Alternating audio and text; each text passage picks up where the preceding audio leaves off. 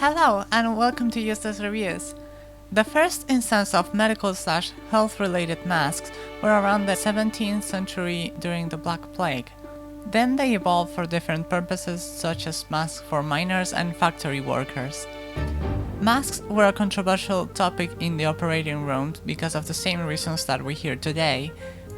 In 1906, a controversial statement by Berkeley Moynihan concludes that the bacteria spewed from a person's mouth is worse than the worst London sewage in the book Abdominal Operations. Despite that, masks still were not a common thing in the surgical area until 1918 with the Spanish flu epidemic. Dr. Wu Liante arrived at the epicenter of Harbin, China and required all doctors, nurses, and even burial staff to wear masks. A French doctor who worked alongside Wu went against this and died days later from the disease. The modern mask became popular in the 1960s, but the N95 respirator mask was invented in 1972 and became the healthcare standard in epidemics in 1995. Those masks today are not really common and are reserved for healthcare.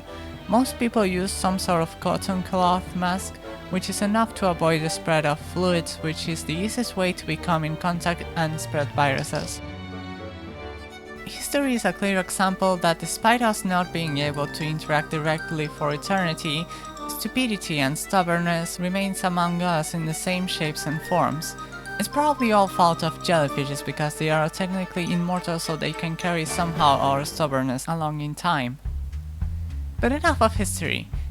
Masks are annoying only when you have bad smell of breath or runny nose, but other than that, you no longer have an excuse to not go outside for lack of confidence of your face, and now you can embrace and be the weeb that you really are. If you're really worried about smiles, remember that it's harder to smile when sick, and that unless your family pays a taxidermist, you can't smile when dead. Thanks for watching, like and subscribe for more of these creations, and follow me on my social medias such as Narco, Instagram, and Twitch.